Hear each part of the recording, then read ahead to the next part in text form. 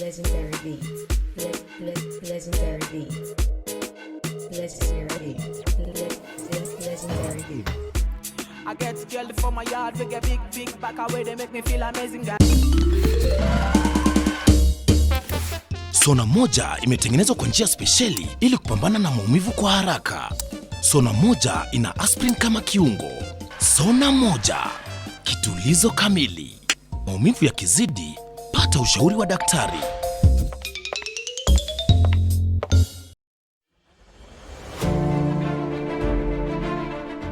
Coronavirus disease is now spreading within counties in Kenya, from person to person through contact with droplets when an uninfected person speaks, coughs or sneezes, or through touching contaminated surfaces and objects. Anybody with a weakened body immunity has a greater risk of contracting coronavirus disease. People living with pre-existing medical conditions such as HIV, cancer, TB, diabetes among others must adhere to their treatment to strengthen immunity and therefore should ensure they have a constant supply of necessary medicines. Contact your clinic or health facility for information on how to access treatment. Help others within your network to access adequate supply of essential medicines. Ensure that you remain connected with your local networks for any support and follow the medical guidelines provided by your health facility to prevent coronavirus. Remember to stay updated with information on coronavirus using only trusted reliable channels. For more information on COVID-19, call 719 or dial *719#. COVID-19 is preventable. Protect yourself, your family, and the community. This message has been brought to you by the Government of Kenya and its partners. This week on Lit 360. It's common knowledge now that in Kanye's latest album, on one of his tracks, he sampled a song called Kothbiro by Ayub Ogada. Huko mambo ni mtaratara, Niki come through wananiita. Dance imeshika mashinani. Basi simama tucheze kistaarab. Kistaarab, shike kushika kistaarab. Na nimetua ndani ya Lit 360 hapa ndo kwao. Invest in Amani Rich, the place of peace. Luxury you can afford. Call us today on 0790 300 300 or visit www.optivan.co.ke.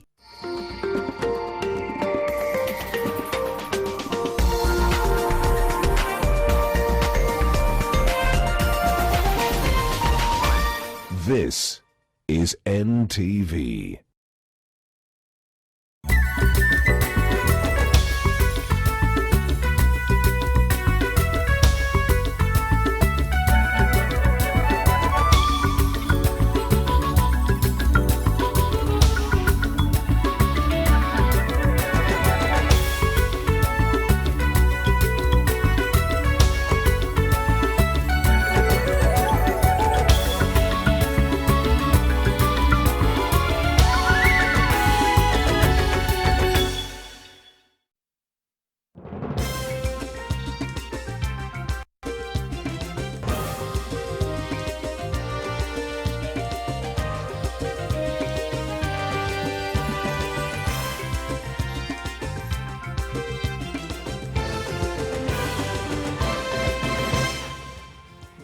Ahlan wa sahlan mtazamaji, natumai ubuheri wa afya. Hivi ni vipasho. You all know the policies of Tanzania. The president decides pretty much everything and no one else can comment on anything. We don't want to react to the DCs and PCs who are just yapping around. Kenya yachagua diplomasia kutatua mivutano na Tanzania huku visa vya maambukizi ya corona vikikaribia 1000 nchini.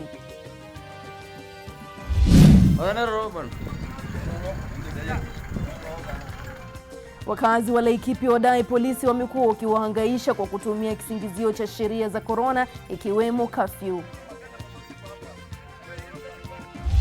Tunaomba serikali jaribu kushunga hizi ndovu sizikuya kwa mashamba yetu tena. We depend on those crops that they have eaten to educate our children, to feed them. Ndovu wavamia mashamba na kuharibu mimea katika eneo la Kilera, Meru, huku wakulima wakitaka walipwe fidia. Peke yangu napata zangu la hapo yake. Hawakusengenyi, hawakutukani, wallahi haywan wazuri sana kuliko binadamu. Kutana na Hussein Ahmed ambaye wandani wake wa karibu ni jumla ya paka 20 anaowalea na kukaa nao mtaani Old Town. Mbashara kutoka jumba la Nation. Hii ni NTV Jioni na Nuru AbdulAziz. Na karibu sana mtazamaji, shukran sana kwa kuchagua kuwa nasi. Mwenzangu wa ishara ni Flora Atieno. Tukianza taarifa zetu, serikali imewataka Wakenya kutokuwa na hofu wanaposikia idadi ya maambukizi ya kila siku yakipanda, kwani idadi ya wanaopimwa pia imeongezeka. Waziri wa afya anasema kasi ya maambukizi nchini ni ya chini ikilinganishwa na mataifa mengine ya Afrika, Ulaya na Marekani. Charity Mwangi na maelezo zaidi. Katika ripoti ya waziri wa afya Mutahi Kagwe, maambukizi yanayoripotiwa nchini yanaongezeka kwa kiwango cha chini ikilinganishwa na nchi zingine kama vile Afrika Kusini, Somalia na Marekani. Maambukizi yameongezeka nchini Somalia mara 15 zaidi tangu idadi walioripoti katika mwezi wa kwanza wa kuripotiwa kwa kesi ya kwanza ya COVID-19. Nchini Marekani idadi hiyo iliongezeka mara 94.5 huku Kenya ikiongezeka mara 2.7. Afrika Kusini idadi hiyo iliongezeka mara 3.5. Hata hivyo, maambukizi yanatarajiwa kuongezeka nchini Kenya kwa sababu ya kuongezeka kwa idadi ya wanaopimwa kila siku. What we are doing is essentially focusing on areas that we believe, we have reason to test.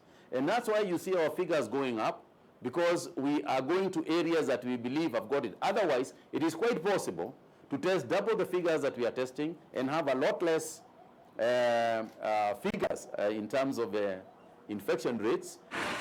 Serikali inahofia kurejea kwa hali ya kawaida, huku ikisema kuwa vikwazo vya serikali vitapunguza uwezekano wa kuweko kwa maambukizi zaidi.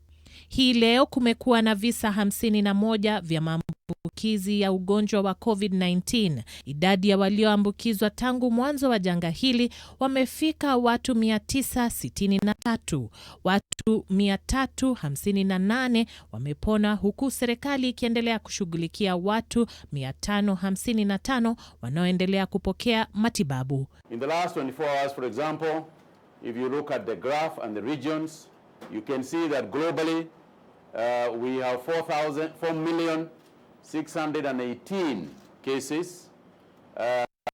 We have got 311 persons who have died, and the case fatality across the world is 6.8%, while within Africa we are lower at 2.9%. But you must remember that that's an average. That is not everybody. Vita dhidi ya ugonjwa wa COVID-19 bado vinaendelea, huku waziri Kagwe akisema kuwa Wakenya wanafaa kuchukua tahadhari ili kupunguza idadi ya watu ambao wanaambukizwa. Charity Mwangi, NTV. Na mtazamaji, kilicho muhimu ni kuendelea kuzingatia tu masharti yaliyowekwa na serikali ili kuzuia kuenea kwa maambukizi au kwa virusi hivyo vya corona. Na tukisonga mbele, waziri wa masuala ya Afrika Mashariki Adan Mohamed amepuuzilia mbali maagizo ya wakuu wa mikoa nchini Tanzania walioapa kuzuia malori ya mizigo kutoka Kenya kuingia Tanzania kama njia ya kulipiza kisasi hatua ya Kenya kufunga mipaka yake na nchi hiyo jirani. Waziri Mohamed amefahamisha kamati ya bunge kuwa malori ya shehena kutoka Kenya bado yanaingia Tanzania na kuwa Kenya itatumia njia za kidiplomasia kutatua tofauti zilizozuka kati ya mataifa hayo mawili. Vincent Oduor na taarifa hiyo. Hatua ya Kenya kufunga mipaka yake na Tanzania kama njia ya kuzuia kusambaa kwa virusi vya corona iliwakasirisha maafisa wa serikali nchini Tanzania ambao waliapa kuzuia malori ya shehena kutoka Kenya kuingia Tanzania. Kama kuna gari inatoka upande wa Kenya, imebeba shehena, imebeba mzigo, inaleta Tanzania kuanzia leo, ni marufuku. Lakini waziri wa Kenya anayeshughulikia masuala ya Afrika Mashariki Adan Mohamed alifahamisha kamati ya bunge la Seneti kuhusu tangamano kuwa kauli za wakuu hao wa mikoa hazina mashiko. I think that's a lot of rubbish in my view. You all know the policies of Tanzania. The president decides pretty much everything and no one else can comment on anything. We don't want to react to the DCs and PCs who are just yapping around. Tanzania wenyewe ndio wanaweza kuumia wasipofanya hivyo. Na sisi na Tanzania ni ndugu. Kenya sasa inatumia njia za kidiplomasia kutatua tofauti zilizoibuka. Including up to today. Up to this afternoon before I came here, cargo trucks are moving into Tanzania from Kenya. We are getting on average 120 vehicles from Namanga side on a daily basis, even though now there has been a bit of a build-up and it might look a bit more than that. And Kenyan vehicles going into Tanzania through Namanga is about 20 or so. So really, this is very much in their favor. Mamia ya malori ya shehena yamesongamana katika eneo la mpakani la Namanga. Waziri Mohamed amesema kuwa msongamano huo umesababishwa na hatua ya Tanzania kukosa kupima madereva wake kutoka kwao. Kufikia sasa madereva 126 kutoka Tanzania wamepatikana na virusi vya korona na kuagizwa kurejea nchini kwao. It takes a minimum of 2 days for a test results to be taken from Namanga, come to Nairobi at Kemri, and then go back. Every day vehicles are accumulating and the noise is absolutely painful. Maafisa wa serikali ya Tanzania wamekuwa wakilalamika kuwa madereva wao wanaopimwa na kupatikana bila virusi nchini Tanzania huishia kupatikana na virusi pindi wanapopimwa katika mpaka wa Kenya. Vincent Odur, NTV. Wanafunzi wengi nchini hawaendelei na masomo yaliyotayarishwa na Wizara ya Elimu na kutangazwa kupitia vyombo vya habari kama vile televisheni na redio kutokana na kutokuwa na uwezo wa kupata vifaa hivyo. Changamoto hiyo ilizungumziwa kwa kina na bunge la Seneti ambalo linataka serikali itafute jinsi itakavyowafikia wanafunzi hao ili wasiachwe nyuma kimasomo. Wakati huo utafiti uliofanywa na shirika la usawa Agenda umebaini kuwa ni 22% tu ya wanafunzi walio na uwezo wa kuendelea na masomo wakiwa nyumbani. Sharon Baranga na taarifa hiyo. Maelfu ya wanafunzi kote nchini hawasomi kwa kuwa wazazi wao hawana uwezo wa kununua vifaa kama vile runinga, redio na hata simu za rununu na interneti. Pengo hili kubwa katika sekta ya elimu linalosababishwa na umaskini imeangaziwa katika bunge la Seneti.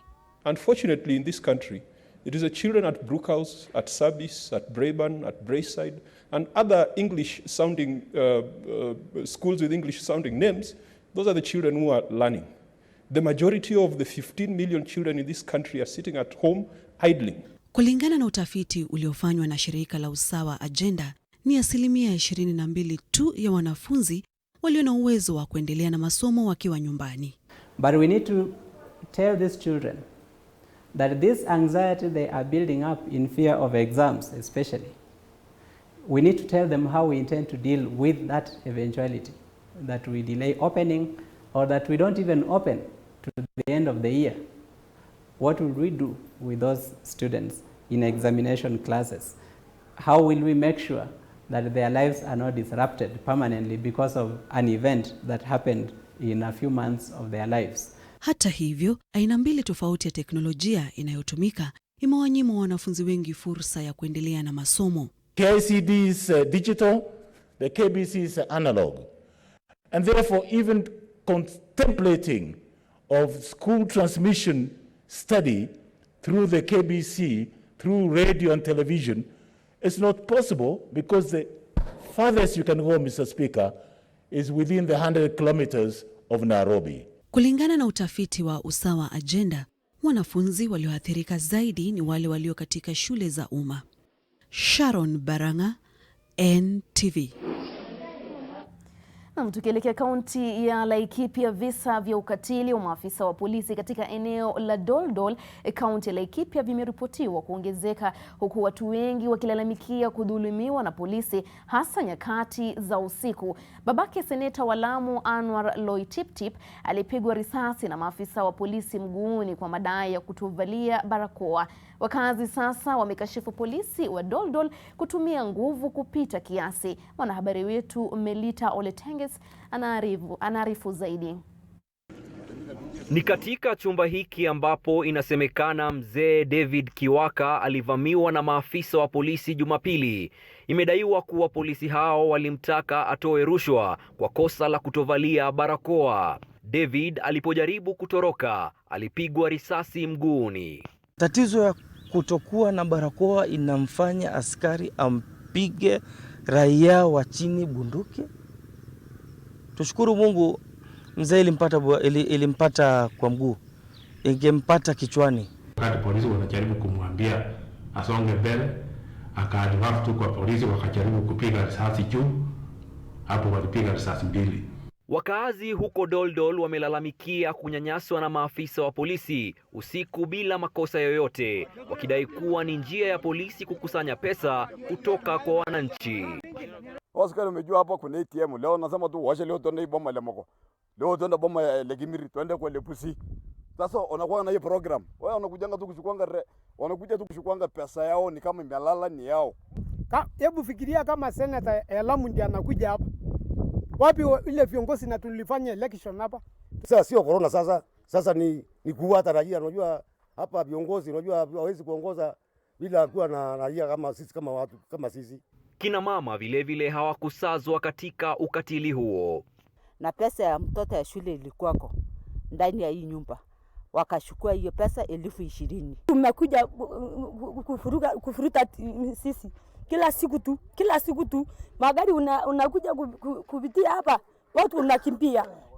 Wakazi hao sasa wamewataka maafisa wa upelelezi DCI na IPOA kuwachunguza maafisa wa polisi waliohusika katika kutekeleza unyama huo. David anapokea matibabu katika hospitali moja mjini Nanyuki. Melita Oletenges, NTV. Na mtazamaji, kuna wale ambao wametoa kauli yao katika mtandao wa Facebook. Sabri Yazid anasema fungueni county, watu wafanye kazi saa hizi, hatuna kazi, ugonjwa si wa leo wala wa kesho, lakini tuhakikishe tunavaa vizuri mask. Na kuna Crispers hapa anasema kwamba Kenya walikosa sana kufunga mpaka, wamejiletea shida. Mtazamaji, tunaenda mapumzikoni, nitarejea na taarifa zaidi.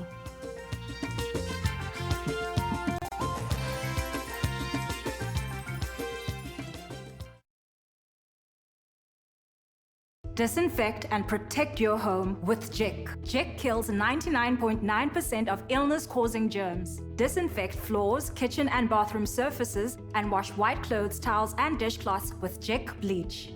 Just Jik it. Je, maumivu ya kichwa na kukosesha amani? Kaluma Strong hutuliza maumivu ya kichwa, maumivu ya mwili na hata huondoa joto jingi mwilini. Kaluma Strong ina aspirin kama kiungo. Maumivu yakizidi, muone daktari. Welcome to the conferencing service. Emma, carry on, Ken. First quarter sales, they're up 90%. Very good, very good. We are looking at a 55 billion shilling profit by the end of the financial year. Now we are talking. Here we talk billions. Very good. I gotta go. Wacha niendelee na kazi. A person has left the conference. Niko nyumbani. Downloads are very fast. Streaming, eco. And I'm just working from here. Stay connected and work from the convenience of wherever you are. Fiber to the home. Working from home? No problem. Fiber Home has you covered with the fastest and most reliable internet speeds. Get connected today. Kazi lazima iendelee. All day, we expect our mouth to do all kinds of things. That is why it needs all-round protection. New Oral-B Pro Health toothpaste. Its advanced technology helps prevent both tooth holes and gum problems that can lead to tooth loss. It strengthens your teeth, giving them all-round protection. Because your mouth is doing more than you think. New Oral-B Pro Health. All-round protection for your whole mouth. Mama, how can we stop coronavirus? We can fight its spread by washing hands with soap, like a geisha bar. Stay strong and go so far. Be strong and last long. Like geisha. This week on Lit 360. It's common knowledge now that in Kanye's latest album, on one of his tracks, he sampled a song called Kothbiro by Ayub Ogada.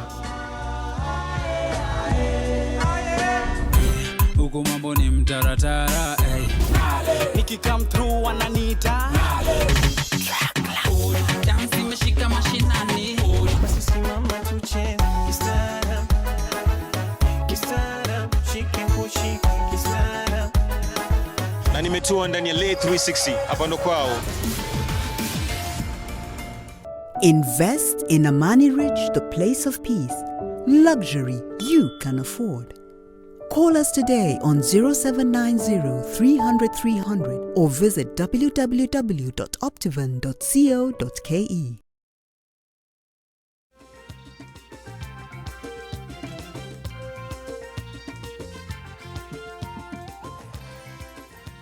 Na karibu tena mtazamaji, wapo unaungana nasi unatazama NTV Jioni, tukiendelea na taarifa zetu.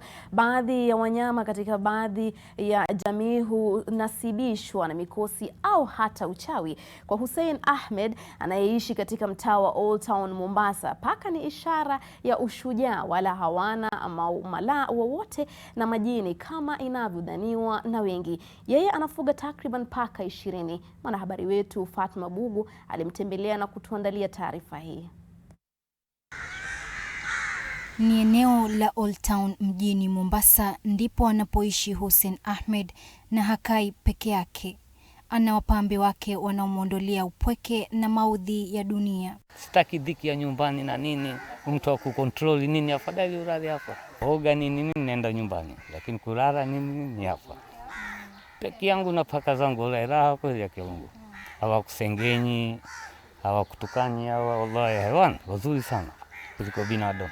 Mapenzi yake kwa paka yalianza kitambo na kuamua kuwapa majina kila mmoja. Tukiwa wakubwa tayari tuko na mapaka huko wanakula masamaki nini, watu wavuvi wakikuja nazo ona, ndio hapa tukaingiana na mapaka. Paka navua samaki na uvulia hawa na ya kuuza yangu. Basi kutoka siku ile hawatoki kwa roho wallahi. Japo hakujaliwa mke wala watoto, hajutii. Afadhali nilikuwa mzuri sana, kama ningelikuwa na bibi koni ningeliangalia hawa kwa mimi. Angelikubali yule. Huku Wakenya wakikabiliana na changamoto za maisha, hasa uhaba wa chakula kipindi hiki cha maradhi ya COVID-19, Hussein Ahmed anajizatiti kila kukicha kuhakikisha kuwa paka wake wanapata mlo. Chapati na mayai na vurugia, ugali na omena, au wanakula kila kitu. Licha ya asasi za Marekani kusema kuwa wanyama kama paka wanaweza kupata ugonjwa wa korona kutoka kwa watu, bado hakuna ushahidi kuwa wanyama wanaweza kuambukiza binadamu.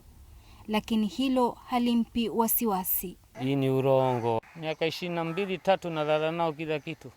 Hakuna kitu alhamdulillah. Hata hivyo baadhi ya watu wameingiwa na hofu. Wale ambao wanapaka majumbani, wengine wanatuletea paka wao, wanasema kuwa sisi hatutaki kukaa na paka manake tunaohofia kuwa wanatupa korona.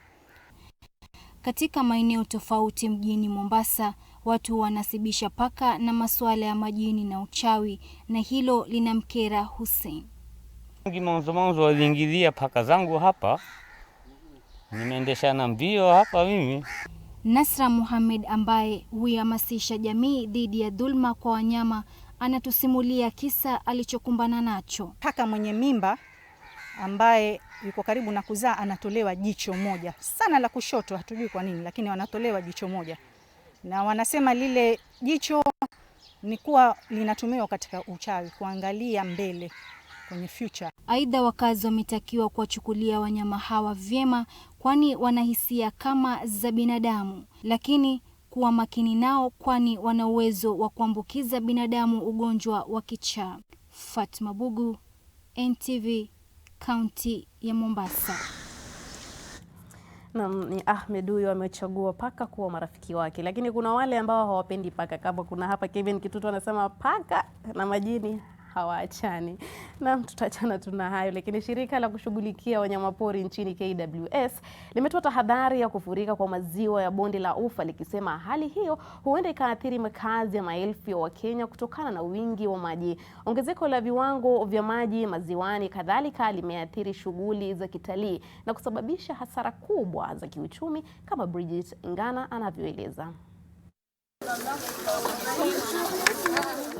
Kwenye ufuo wa Ziwa Baringo, wachuuzi wa samaki wamefika kupokea kibaba chao cha siku.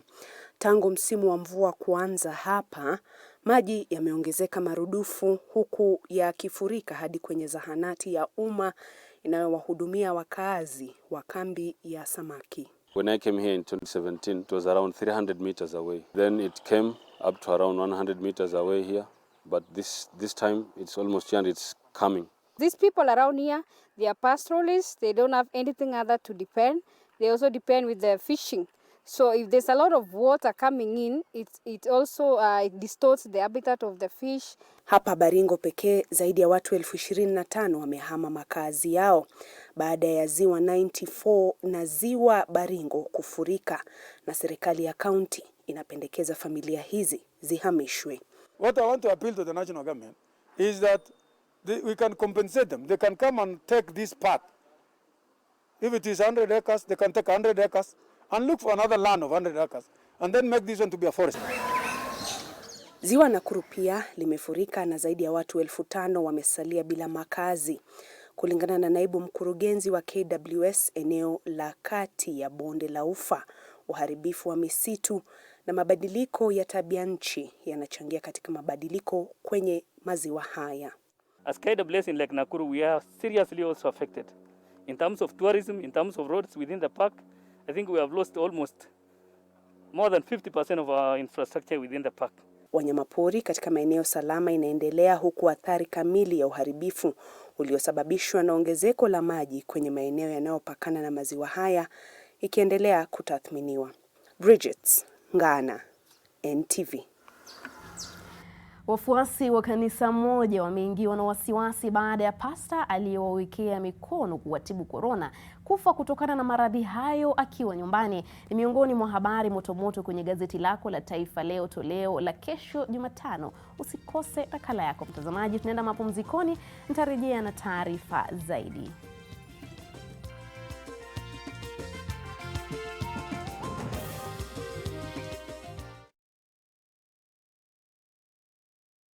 Shop online and pay with your Visa card securely for groceries and other essentials, e-learning subscriptions, online entertainment subscriptions, as well as all other bills online. With Visa, you can make payments online using your Visa card in 3 easy steps. Simply go to the checkout page, select Visa card, enter your card information, and your purchase is securely completed. Safe is smart. Visa, everywhere you want to be. Terms and conditions apply. Disinfect and protect your home with Jick. Jick kills 99.9% of illness-causing germs. Disinfect floors, kitchen and bathroom surfaces, and wash white clothes, towels, and dishcloths with Jick bleach. Just Jick it.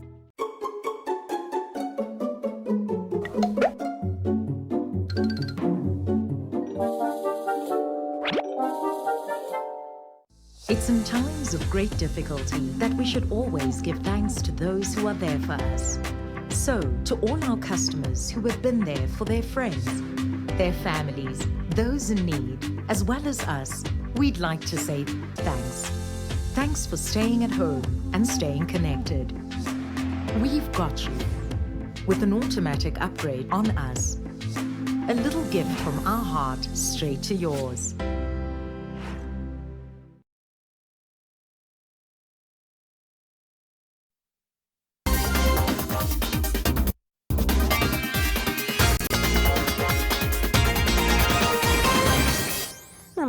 Karibu kwenye taarifa za spoti. Michezo ni mojawapo ya sekta ambazo zimepata pigo kubwa kutokana na homa ya korona. Kufutiliwa mbali kwa mbio tofauti duniani kumetoa pigo kubwa kiuchumi kwa wanariadha. Taswira hii imewakumba wanariadha wengi chipukizi ambao sasa wanasalia kutegemea misaada ya chakula. Baadhi ya wanariadha tajika ambao wanasaka kuziba pengo hili ni mshikilizi wa rekodi ya dunia ya mbio za marathon Eliud Kipchoge, ambaye pamoja na kampuni ya Eldoret Grain Millers walitoa msaada wa kilo 5 za unga wa mahindi na kilo 2 za unga wa ngano kwa kila mwanariadha asiyejiweza kwa sasa.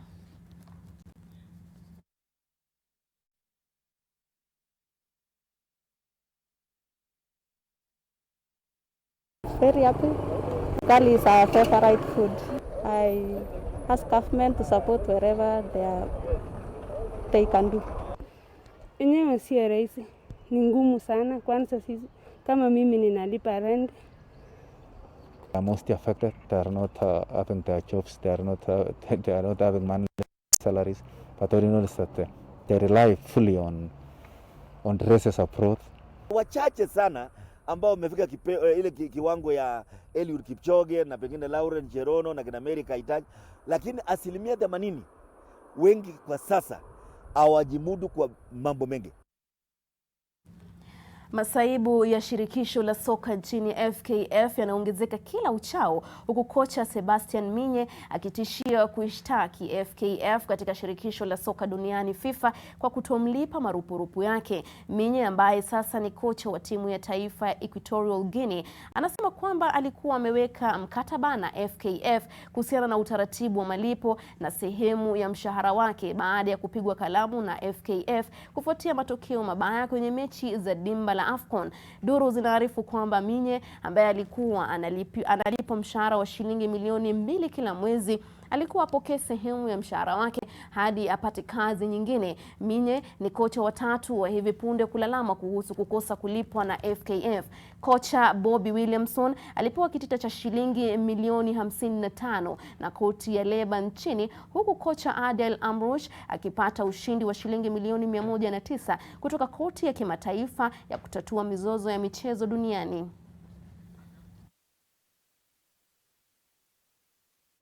Na kuhusu ligi kuu ya soka nchini Ujerumani, mshambulizi nyota Kai Havertz aling'aa huku Bayern Leverkusen ikiandikisha ushindi wa mabao 4-1 dhidi ya Werder Bremen jana usiku. Kai, mwenye umri wa miaka 20, alikuwa amefunga mabao 5 katika mechi 8 kabla ya msimu kusitishwa kwa sababu ya homa ya korona. Kai aliendelea alipoachia akifunga mabao 2.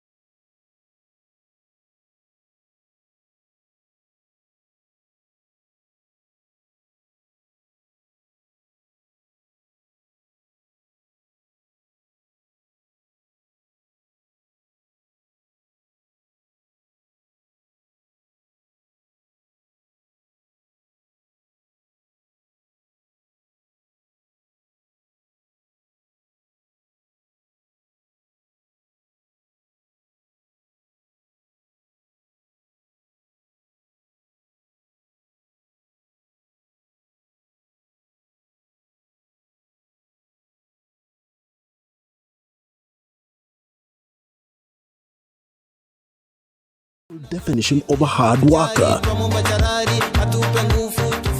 Imagine building all these houses to perfection. What does it take to be a good fundi? Do they dream of having such houses? How selfless. Show me the best house in the country, then show me the person whose hands built it. Show me a better definition of unsung heroes. Every Friday at 7:30 p.m. on Weekend Edition.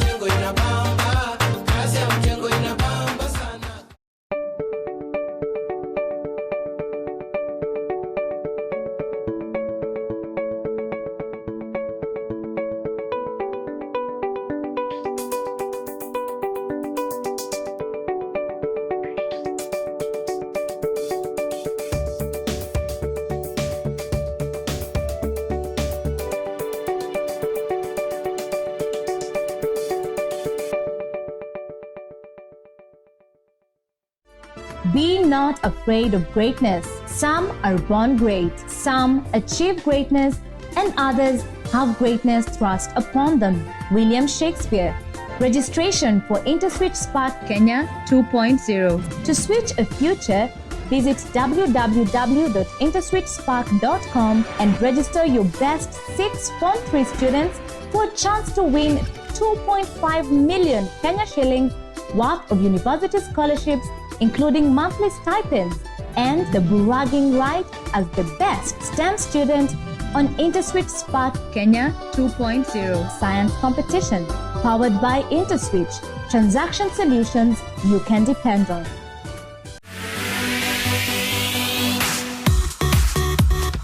You spoke, we listened, and now every weekday at 6:30 a.m. you can join Evelyn and Peter to get your daily fitness fix. Some body exercises and some dancing, while at each you could even lose some weight. Get moving, we guarantee you will love it. In these uncertain times, as we navigate the new normal, we hope that this note finds you and your family safe. We are indeed living in an increasingly challenging time, a time of disruption and a global lockdown, a disruption that has brought grief to some, financial difficulties to so many of us, and enormous changes to life as we know it. Now, though self-isolation may at times be hard, many people are discovering that it presents an opportunity for all of us to slow down, to pause and reflect. Many will feel a painful sense of separation from their loved ones, but we know that deep down that is the right thing to do. We should take comfort that while we may have more still to endure, better days will return. And even as we navigate this new normal, your favorite show, The Trend, promises you to continue providing a huge variety of splendid entertainment, full of iconic acts, Skype interviews with our local entertainment industry heroes. And we continuously promise to bring you nothing but the best. You, our viewer, we want to provide a steady guide of entertainment as we face the future. Staying in is the new going out. Stay home and stay safe. Make sure that you tune to The Trend every Friday right here on NTV.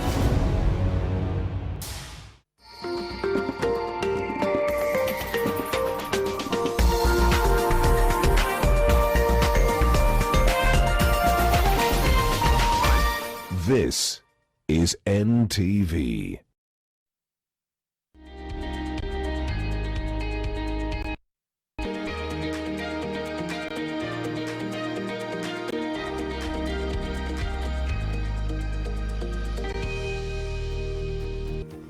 You are just in time for your most comprehensive weekly look at the world of business and economics. Welcome, I am Julian Samboko, and this is Business Redefined. It is the budget season, and unlike the past where the finance bill has been tabled after the presentation of the national budget before the National Assembly, this year the finance bill has preceded the budget. The finance bill, which is when passed by National Assembly becomes the Finance Act, is proposed legislation which spells out the measures which will be adopted by the government in its revenue-raising efforts for the next financial year. Now, Section 12D of the Finance Bill of 2020 provides for the adoption of a minimum tax at 1% of turnover. This is intended for taxpayers who are carrying out businesses and their tax payable is lower than 1% of their turnover. Effectively, This would go as far as roping loss-making businesses into the tax net, a proposal which has sparked heated debate among Kenyans.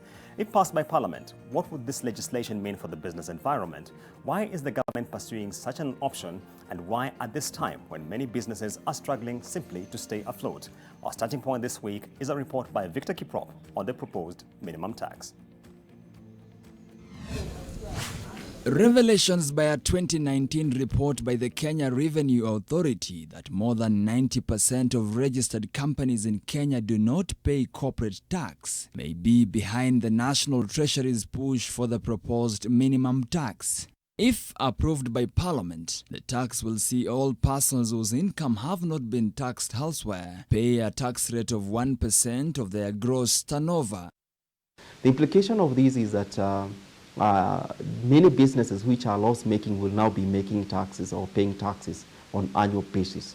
So the problem we see here is that how can you be paying tax and you're making losses? In Kenya, registered companies pay a 25% corporation tax on their annual gross earnings, meaning businesses that have recorded losses are exempt. According to data tabled before Parliament by KRA in September 2019, of the more than 400,000 companies registered for corporate tax in Kenya, about 168,000 filed their tax returns, but only about 33,000 paid taxes, translating to a compliance rate of about 8% and pointing to possible tax evasion by companies.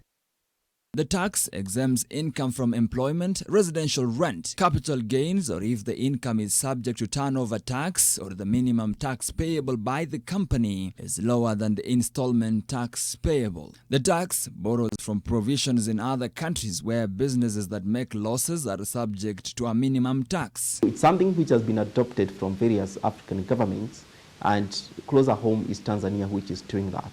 We don't think it's fair in instances whereby somebody is telling you to pay tax when actually you're not making any money in terms of profits. The push to tax even loss-making companies reflects the government's desperate attempts to unlock more revenue streams in an economy that has already taken a beating from the coronavirus pandemic.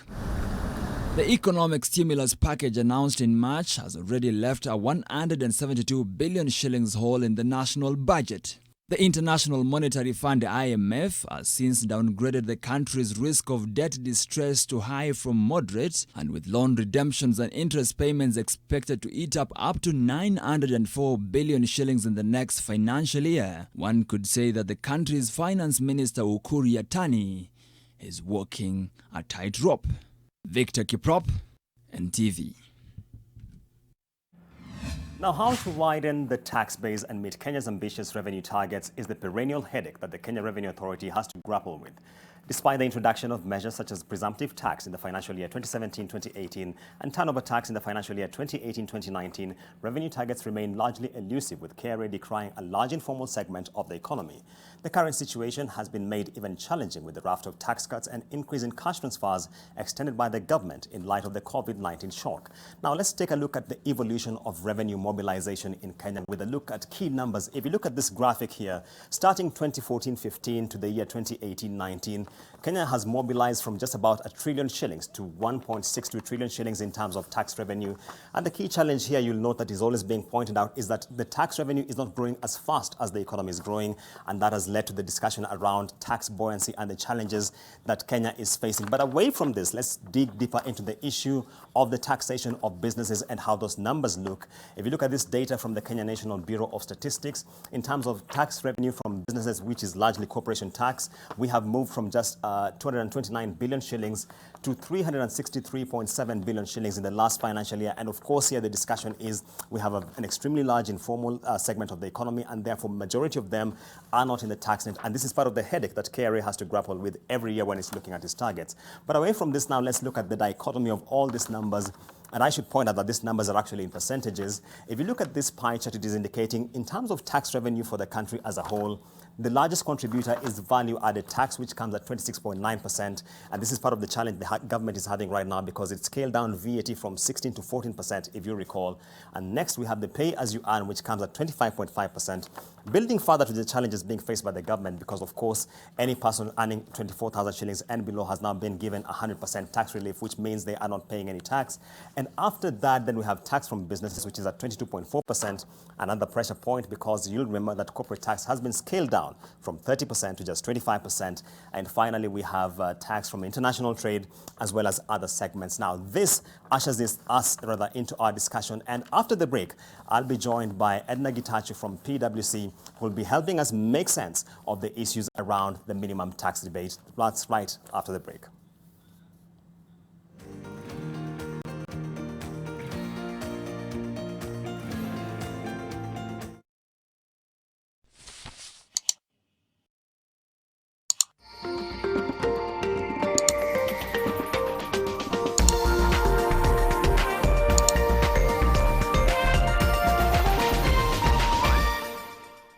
When you sit with a plate of food today, pledge to stand for someone who has put food before you. Dial *126# to transfer your bonga points now so they can buy food and necessities at any outlet with a Lipa na M-Pesa till.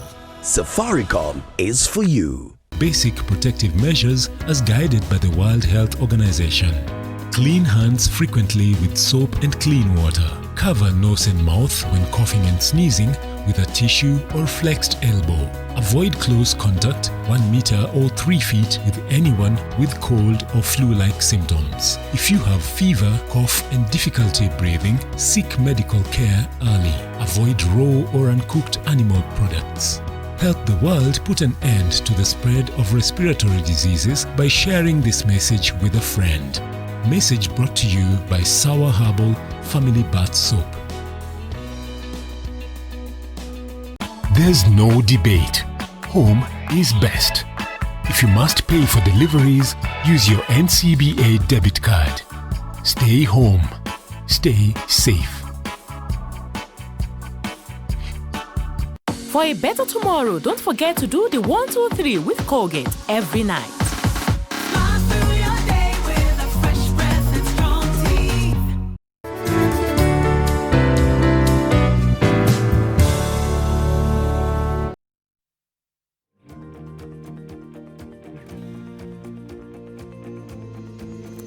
Right, welcome back to Business Redefined. Tonight we are focusing on the subject of the minimum tax debate as proposed by the Finance Bill of 2020. In case you're looking out for it, it is in Section 12D. And of course, the proposal is that businesses should be paying 1% of their turnover as minimum tax, something which has sparked a lot of debate in the public domain. And of course, as I mentioned before the break, I'm joined by Edna Gitachi from PwC, where she's the tax policy lead, focusing on that subject.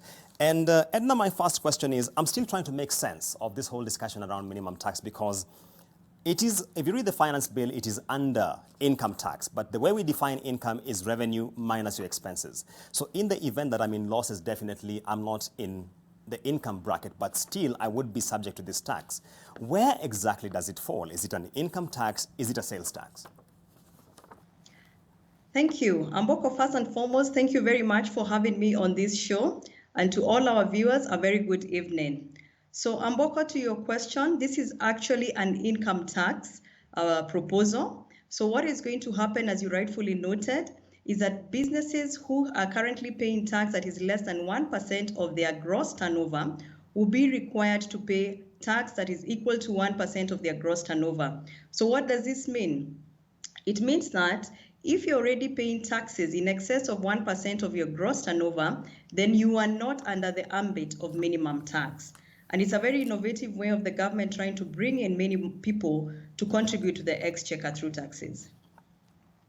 But Edna, in the event that I'm in the loss territory, that's where the biggest concern is, will I still be subject to this? Yeah, Amboko, so the unfortunate thing is that if you're making losses, then you'll be subject definitely to the minimum tax. And there are quite a number of questions that arise. There could be many reasons why companies are in losses. Like for instance, during this period of the COVID-19 pandemic, would be expecting that very many businesses will end up in losses. So now adding this extra burden of minimum tax is very punitive, especially during this time, which also takes me to the question of, is the timing of this minimum tax right? Brilliant point you raised there. And my question next is that it reads to me like it's a very clever, or should I say witty way of the government of taking VAT back to 15%. Remember, they reduced it from 16 to 14%. But the moment you slap me with 1% of gross turnover tax, then definitely you are finding an intelligent way of bringing it back. Don't you think so? Well, Amboko, I think these two are very separate legislations. So VAT is anchored in the Value Added Tax Act, whereas Minimum Tax Act, tax will be anchored in the Income Tax Act. It is possible for you to have minimum tax and at the same time value-added tax. So how it works out is, so long as you have hit the threshold of VAT registration, which is currently at 5 million Kenya shillings, then you'll be required to register and account for VAT. So it is possible to have both minimum tax and VAT, but there'll also be instances where there'll be taxpayers will only be subject to minimum tax and no VAT, where their threshold for VAT is below the 5 million. And Edna, I'm still trying to think around this, because if I read the bill, it indicates that this, the minimum tax, should it be passed, will be paid on a quarterly basis. Now, typically, I have always known that income tax is looked at from an annual basis. So the scenario here is that, for example, I have a very good Q1, but my next 2 quarters are terrible. Where will this leave me in terms of how I account for this minimum tax? Yeah, Amboko, there's actually a challenge right there when it comes to the way the proposal is drafted, because we should be expecting to be paying minimum tax at the end of the year once you have your full year financial results. As you have rightfully mentioned, there could be a situation where in 1 quarter you're doing very well and you're therefore not under the regime of minimum tax, and in another quarter business is not doing as well, like during this period of the COVID-19 pandemic. So there will be an issue of, do you then move to the minimum tax regime or not? So in terms of best practice, it probably would be best for this to be accounted for at the end of the year, where you'll actually be able to assess, did you meet the threshold of at least 1% of your gross turnover or not? Clearly, there are some kinks there which need to be fine-tuned. And speaking about best practice, clearly this is something which is borrowed from other jurisdictions. Of course, Tanzania does have this kind of legislation in place. What would you recommend as the best practice? Because there's a lot of debate out here, and perhaps the discussion, in my view, should not be whether we should have minimum tax or not, but the rate which is now being proposed. Should it be, let's say, 0.5% or 0.3%? Amboko, there are quite a number of issues with the way the current proposal is drafted. So you have rightfully talked about the rate. So the rate, if you're to benchmark with other countries within this region, that's Tanzania, and Uganda and Nigeria, the rate is 0.5%. So the 1% is on the higher side. And besides the rate, there are also other issues. For instance, if I have just started a business this year, I may not necessarily end up in profits. So it will be very punitive to then be subjected to minimum tax, because effectively I'll get a tax on my capital. From best practice, what happens is that there's a grace period that is given to new businesses or businesses that are in a loss position, a grace period of about 3 to 5 years. So this is something that possibly should be considered. Edna, I'm a little worried about Kenya's tax policy framework, because as a business, typically what you would want is predictable tax policy. Now, every year we seem to be tweaking this depending on where we think money can be drawn from. So in the 2 financial years ago, we were talking about presumptive tax, which didn't work too well. Then we went back to turnover tax. Now we have minimum tax we're adding on top of this. Do you share this concern? Well, I do. And I think what National Treasury is really grappling with is how to expand the tax base. Now that you have talked about turnover tax and presumptive tax, the target was the informal sector. But when we are looking at minimum tax, the target is no longer the informal sector, but it's actually looking at the taxpayers that are already in the tax net and trying to see how can we ensure that all these taxpayers pay at least 1% of their gross turnover as tax, corporate income tax contribution. So, but in terms of the policy, it would be good and would encourage the national government to make available the tax policy that they have for the sake of businesses, because this then is going to create some level of certainty. Edna, to play the devil's advocate here, the government, in light of COVID-19, gave us a raft of relief measures. Tax cuts came thick and fast. Then, of course, we had the cash transfers being enhanced. Surely Kenyans should have seen this coming, because where else will KRA be drawing money from in terms of financing government expenditure? Just to be fair, where do you think this leaves the government? Because the National Treasury tells us, in light of all the tax cuts, it will be foregoing about 180 billion shillings worth of tax revenue. Well, Amboko, I think we can still be able to collect, but definitely not the same amounts of tax that we have collected in a normal year. So I see KRA actually being more aggressive in terms of audits that they'll be carrying out. And these audits, which we know are risk-based, so most likely the large taxpayers will be subject to a lot of audits. We also think that KRA is going to leverage on their iTax platform to carry out these audits.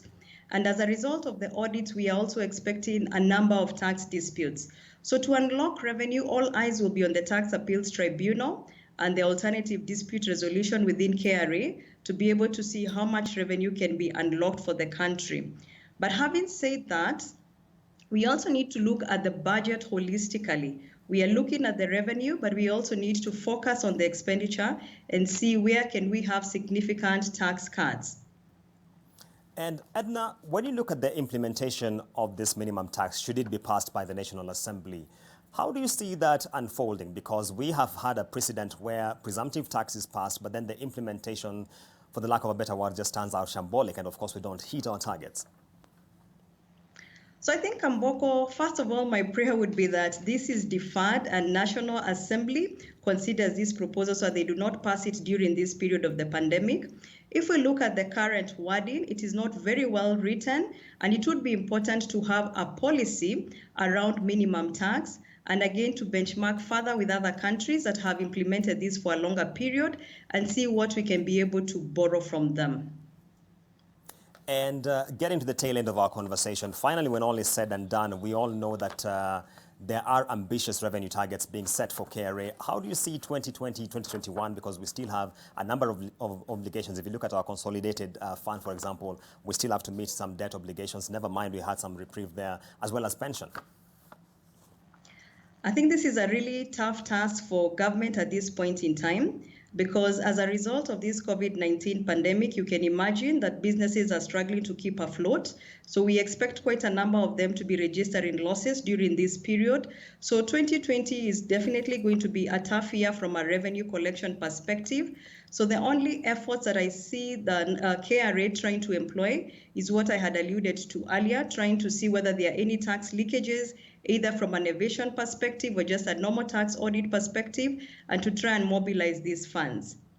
I think the other thing from a government perspective is to continue embracing public-private partnership programs so that we can continue with some of the infrastructure development.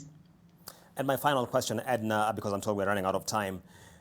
You have talked about best practice. If there's one country you would recommend that we try and emulate as far as implementation of minimum tax is concerned, which one would this be? I think I would pick Nigeria. Nigeria has had minimum tax for a longer period, and they have quite a number of issues that we've discussed in this show that have been implemented. So it would be good for the government to benchmark with Nigeria. Many thanks, Edna Gitachu. We truly appreciate your time and your insights regarding this subject. That has been Edna Gitachu, the tax policy lead at PricewaterhouseCoopers in Kenya. She's been shedding insight on some of the challenges that we are likely to face in terms of implementation of the minimum tax as proposed by the finance bill. But please remember, this still has to go to the National Assembly. Her proposal is that it should be deferred. To be honest, I don't see that happening, because if you read the IMF report, it is already concerned about fiscal consolidation and the kind of muscle we will be losing to the raft of tax cuts that we have extended. Up next is a markets review.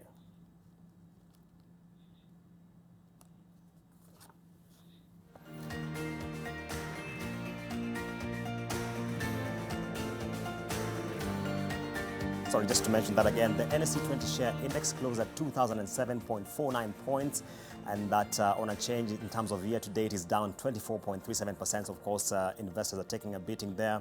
But on a day-on-day change, rather, it has gained by 0.7%, which is quite some welcome news for investors looking there.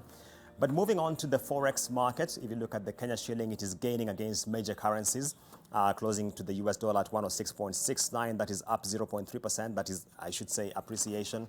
In terms of the sterling pound at 129.97, up by again 0.3%, and against the euro at 115.62 units. That's just up by a marginal 0.03%. So definitely the shilling there remaining quite a bit resilient against major currencies. And that now takes us to the close of business as far as Business Redefined is concerned. Definitely tonight we have been focusing on the subject of the minimum tax, something which has sparked a lot of discussion online as well as on the streets. Remember, you can still be part of this conversation on Twitter at NTV Kenya, at AmbokOJH. The hashtag is Business Redefined. We continue to highlight issues of public interest, and let's do this again on Tuesday next week, same place, same time.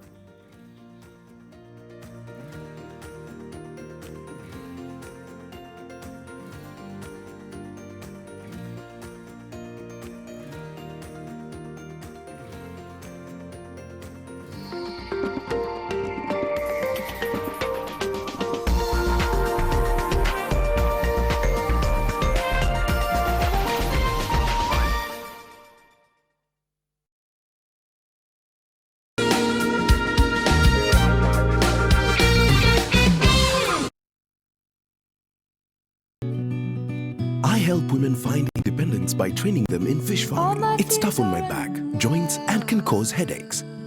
Panadol Extra relieves multiple types of pain. If symptoms persist, seek medical advice.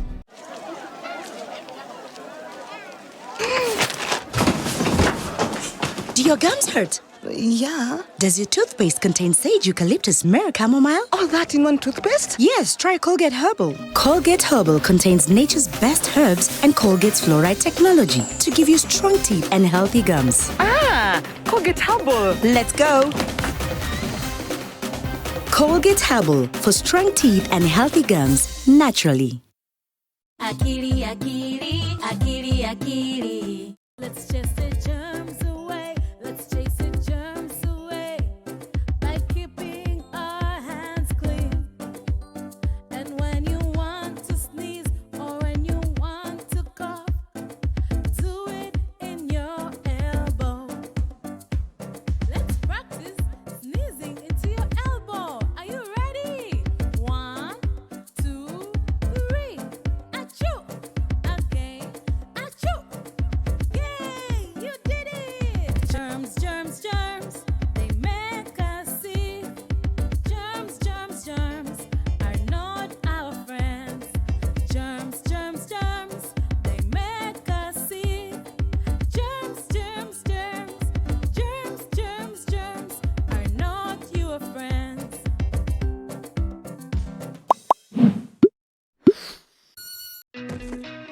With DSTV Now, you open up a world of possibility where your entertainment is ready for you anytime and anywhere. To get connected, ask your parents to go to the App Store, hit download and log in. Incredible! Incredible! And while they're there, with DSTV's parental control feature, setting you up for the most fun and safest viewing around is as easy as 1, 2, 3. Amazing entertainment and learning, anywhere with DSTV. Even before the onset of COVID-19, Kenya's education system was at a crossroad. From government's implementation of the competency-based curriculum, CBC, universities' financial issues, schools handling 100% transition policy, and teacher-to-student ratio challenges. Then COVID-19 struck. We have suspended learning in all our education institutions. And the indefinite closure of schools led to additional challenges, including the uncertainty in the school calendar, homeschooling becoming a massive shock to parents, inadequate access to learning material, and inequalities in the access to technology to facilitate learning. On Thursday, 21st May 2020, the Nation Media Group will hold a live virtual Nation Leadership Forum from 7:30 p.m. on NTV. With the help of a panel of experts, it shall delve into the impact of COVID-19 on the education sector and what this means to millions of students who now find themselves facing an uncertain future. Nation Leadership Forum. Engaging society, impacting the nation. The restrictions instituted by the government to curb the spread of coronavirus have led to the closure of bars, restrictions in movement, and the banning of public gatherings. This has seen a majority of the population take alcohol in their homes or in areas where they would have traditionally shied off from consuming it. This may also be attributed to an increase in cases of domestic violence, psychological distress, and mental illness. This Wednesday, 20th May 2020, join Nakada on NTV at 7:30 p.m. During a live virtual forum, Nakada will discuss the effects of alcohol and the role of society in dealing with it, especially as Kenya deals with the COVID-19 pandemic.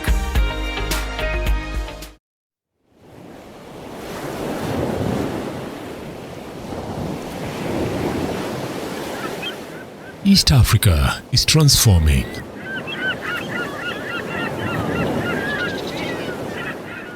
And so are we.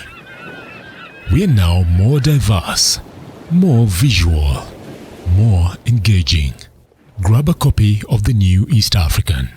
To subscribe, email subscription@ke.nationmedia.com or e-paper@ke.nationmedia.com.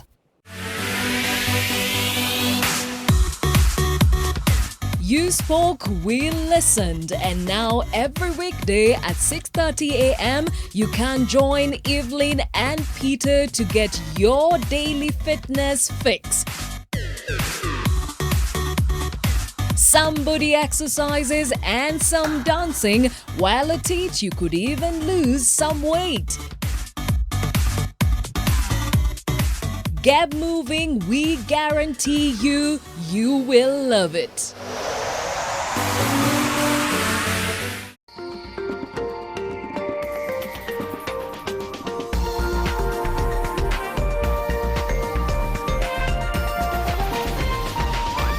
NTV, turning on your world. The following program has been rated PG. It may contain scenes unsuitable for children under the age of 10.